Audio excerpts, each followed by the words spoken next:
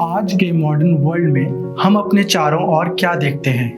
ये TVs, mobile phones, ACs, fans, chairs, lights, cars, scooters, bikes और ऐसी ही कितनी अनगिनत चीजें। क्या आपने कभी सोचा है कि इतने सारे प्रोडक्ट्स को इतनी ज्यादा क्वांटिटी में कैसे बनाया गया?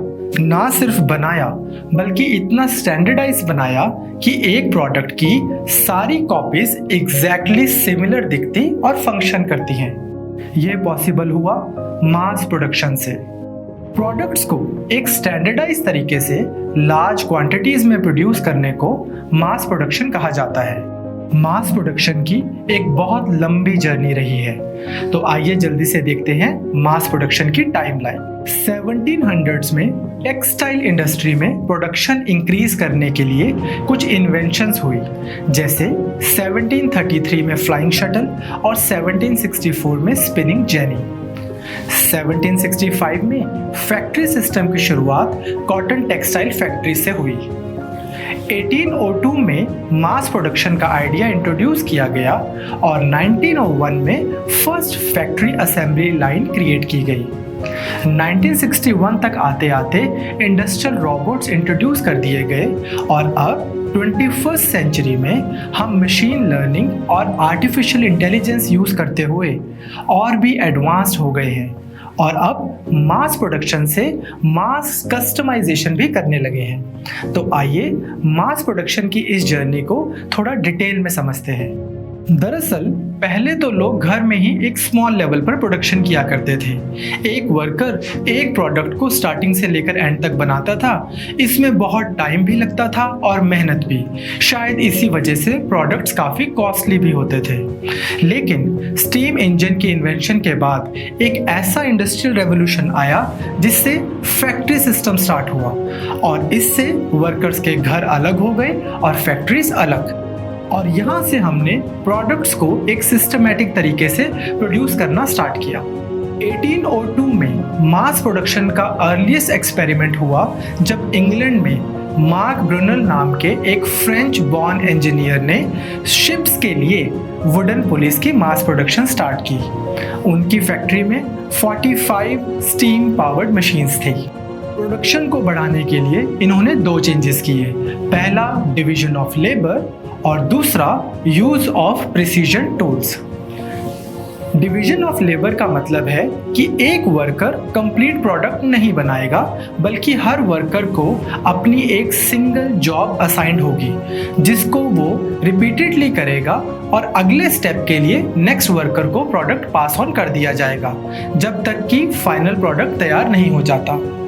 डिवीजन ऑफ लेबर से स्पेशलाइजेशन भी आई क्योंकि हर वर्कर किसी एक काम का स्पेशलिस्ट था और वो उसी काम को रिपीटेडली करता था। और दूसरा चेंज जो कि प्रिसीजन टूल्स के इस्तेमाल का था, उससे प्रोडक्ट्स की स्टैंडर्डाइजेशन हुई और क्वालिटी मेंटेनेंस भी स्टार्ट हो गई। मास प्रोडक्शन में एक नया रेवोल्यूशन आया असेंबली लाइन से। ये मल्टीपल स्टेजेस में काम करता है और पार्ट्स प्रोग्रेसिवली एक प्री डिफाइंड सीक्वेंस के अकॉर्डिंगली ऐड होते रहते हैं। हर वर्कर अपने स्टेशन पर काम करता है और semi finish products work station में मूव करते हैं। इससे फाइनल प्रोडक्ट जल्दी और कम लेबर यूज करके असेंबल होता है। वैसे तो असेंबली लाइन का आइडिया 12th सेंचुरी में वेनिस में यूज किया जा रहा था, पर 19th सेंचुरी के एंड में यह आइडिया यूरोप और अमेरिका में पॉपुलर हुआ। रैनसम ओल्स ने 1901 में असेंबली लाइंस को ऑटोमोटिव इंडस्ट्री में इंप्लीमेंट किया और इसका पेटेंट भी लिया। हेनरी फोर्ड ने कन्वेयर बेल्ट्स का यूज करके इस कॉन्सेप्ट को और भी ज़्यादा एफिशिएंट बना दिया। कन्वेयर बेल्ट से कार्स फैक्ट्री के अलग अलग एरियाज में ट्रांसपोर्ट की जाती थी जहां वर्कर्स अपना असाइंड काम करते थे। इससे कार्स कम टाइम में और कम कॉस्ट में बनने लगी और फोर्ड की प्रोडक्शन काफ़ी बढ़ गई, जिससे कार्स सस्ती और अफोर्डेबल हो गई। असेंबली प्रोडक्शन के फायदे तो हम समझ गए, लेकिन इसकी कुछ लिमिटेशंस भी थी। आपने गेस कर ही लिया होगा कि असेंबली लाइन में एक वर्कर सेम टास्क रिपीटेडली करते करते थक जाते होंगे या बोर हो जाते होंगे। ऐसा होने पर वर्कर्स गलतियां भी करने लग जाते थे। इससे एक्सीडेंट्स होने का खतरा बढ़ गया। इसका सलूशन 1961 में आया, जब दुनिया में पहली बार अमेरिकन फैक्ट्री में इंडस्ट्रियल रोबोट इंस्टॉल किया गया। इस रोबोट की प्रोग्रामिंग डेंजरस टास्क को परफॉर्म करने के लिए की गई थी, जैसे हॉट मेटल को हैंडल करना।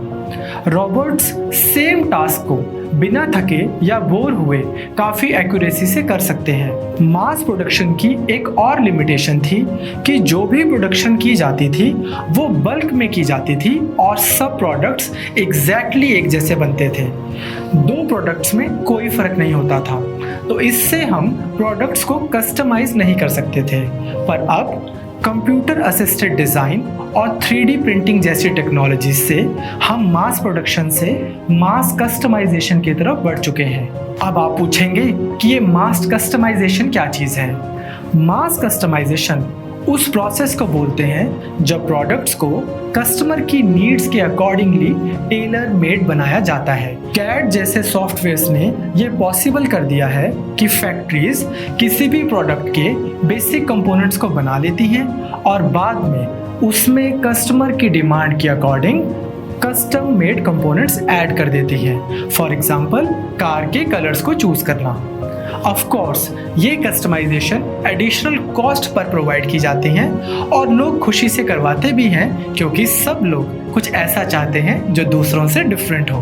तो आज हमने समझा मास प्रोडक्शन के what, when, why, where and how को। Inventions that change the world series की नेक्स्ट वीडियो में हम जानेंगे पेपर की इन्वेंशन से 3D प्रिंटिंग तक का सफ़र। So stay tuned by subscribing to our YouTube channel, following our Facebook page and downloading our free app.